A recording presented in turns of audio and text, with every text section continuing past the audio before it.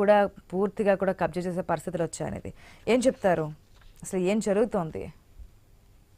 ఆశా గారు, మీకు అనంతలక్ష్మి గారికి, సందీప్ గారికి, అట్లాగే లక్ష్మణరావు గారికి అందరికీ నమస్కారం. మన ఐ న్యూస్ ప్రేక్షకులు ప్రత్యక్షంగా ఎర్రమట్టి దిబ్బను పరిశీలించిన వాడిని, మా ఫ్రెండ్స్ అక్కడ ఉంటారు రిషికొండలో కనుక, ఉమ్, రిషికొండ బోడగుండుగా ఎట్లా మారిందో కూడా ఆ ఆవేదనతో చూసిన వాడిని కనుక ఈ విషయంలో స్పష్టంగా చెప్తున్నాను ఏంటంటే ఇది పర్యావరణ విధ్వంసానికి దారితీస్తుంది. ఒకవేళ ఒక 10 ఏళ్లుగా చూస్తున్నాం మనం, ఉమ్, అటుపక్క ఇటుపక్క రెండు చేతులు కలిసి చప్పట్లు అవుతాయి కనుక ఇప్పుడు రాజకీయ విలువల విధ్వంసం జరుగుతున్నది ఇంకా. ఉమ్, దాంతో పాటు పర్యావరణ విధ్వంసం కూడా జరుగుతున్నది. రెండు సైమల్టేనియస్ జరుగుతున్నాయి. కానీ ఇదేమో తెలియకుండా జరిగింది అనుకోవడానికి వీల్లేదు.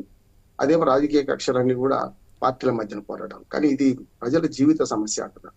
ఉమ్, ఎందుకంటున్నానంటే 70 ఏళ్ళలో మనకు దివిసీమ ఉప్పెన వచ్చింది. మడ అడవులను కొట్టేయడం వల్ల దివిసీమ ఉప్పెనకు కారణమైంది, మనకు తెలుసు కదా. అట్లానే వాళ్ళ రిషికొండ గాని, ఎర్రమట్టి దిబ్బలు గాని అవన్నీ కూడా పర్యావరణానికి ఒక హితమైనవి. అసలు రిషికొండ బీచే ఒక రకం ప్రమాదకరమైంది ఎప్పుడు కూడా మనం చూస్తుంటాం. ఉమ్, ఆ గాలులు అవన్నీ ఎప్పటికప్పుడు ఎక్కువ మరణాలు అక్కడ సంభవిస్తుంటే మంచి సీనరీ ఉంది కానీ. కానీ ఏమైందంటే చుట్టుపక్కల ఏవైతే ఈ మడ అడవులు కొట్టివేయడం వల్ల అప్పటికప్పుడు నష్టం తెలవలేము మనం. ఉమ్, ఉప్పెన వచ్చేదాకా తెలవలేదు. ఇది అట్లాగే ఎప్పుడు సముద్రం మీద వచ్చే గాలుడు ఇవన్నీ కూడా మేము కూడా పర్యావరణ సంస్థ దాని మీద గ్రీన్ పీస్ సంస్థతో కరెస్పాండ్ చేస్తాను నేను ఉమ్, హైదరాబాద్ చుట్టుపక్కల.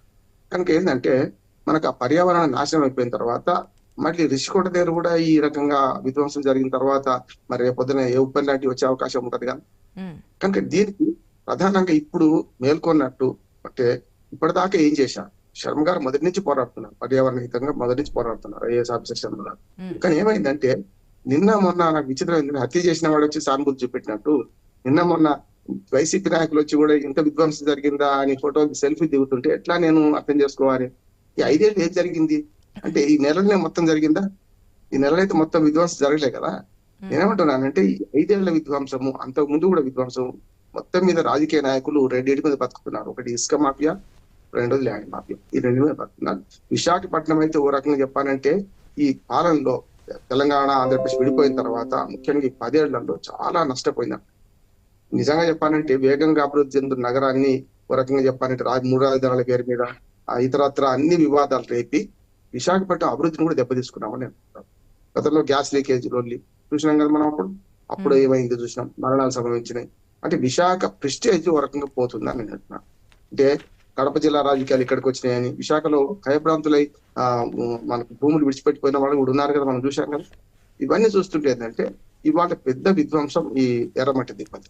ఎర్రమట్టి దిబ్బలు నిజంగా సహజంగా ఏర్పడ్డవి అవన్నీ కూడా. దానిలో ప్రభుత్వం కూడా ఏం చేస్తున్నట్టు నిజంగా నిన్న జాయింట్ కలెక్టర్ వచ్చి మాకు ఇది తెలియదు, ఇప్పుడే చూస్తున్నామని మాట్లాడుతున్నారు. నిజంగా చెప్పాలంటే రాజకీయ నాయకుల కన్నా పెద్ద నేరస్తులు ఎవరంటే, రాజకీయ నాయకులు ఎట్లా నేరస్తులే కానీ పెద్ద నేరస్తులు ఎవరంటే ఈ అధికారులు అంటున్నాను. ఉమ్, చూసి చూడకుండా ఊరుకుంటున్నారే. ఒక నేరం జరిగినప్పుడు ఆశ గారు వెంటనే హెడ్ కానిస్టేబుల్ కానిస్టేబుల్ సస్పెండ్ చేస్తారు పోలీసులు నేరం జరిగితే. ఉమ్, అధికారులు అయితే చిన్న స్థాయి విఆర్ఓను ఇంకెవరినో సస్పెండ్ చేశారు. చేయాల్సింది వాళ్ళని కాదు, ఆనాటి కలెక్టర్ని చేయాలి, ఆనాటి చీఫ్ సెక్రటరీని చేయాలి. ఏం చేస్తున్నారు వీళ్ళందరూ కూడా అంటే కంచే చేను వేసిన తర్వాత కింది స్థాయి ఉద్యోగులు ఏం చేస్తారు, హత్యగా ఉంచబడతారు. ఉదాహరణకు ఒక విఆర్ఓ ఒక పెద్ద ఎర్రమట్టి దిబ్బలను దోపిడీ చేసే ఒక కాంట్రాక్టర్ ఆపగలుగుతాడా? ఒక రాజకీయ నాయకుని వ్యతిరేకంగా సాక్ష్యం ఇవ్వగలుగుతాడా? ఎంత చిల్లరగా ఉందంటే విఆర్ఓను చిన్న చిన్న చిన్న రెవెన్యూ ఉద్యోగులను బలి చేసి ఇవాళ జాయింట్ కలెక్టర్లు వచ్చి చూసిపోయి అంత విధ్వంసం జరిగిందా మాకు తెలియదే అంటే ఏం చేస్తున్నట్టు వీళ్ళందరూ కూడా.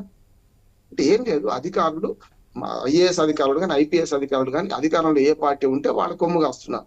చూస్తున్నాం కదా ఆంధ్రప్రదేశ్ లో వాళ్ళ విధ్వంసం చూస్తున్నాం. నిన్న ఉమ్, పల్నాడు సంఘటన, మొన్నటిది మనకు చిన్నపిల్ల అవును. కిడ్నాప్ సంఘటన చూస్తున్నాం కదా. ఓ శాంతి భద్రతలు అట్లా ఉన్నాయి, ఇవాళ ఇది ఇట్లా ఉన్నాయి.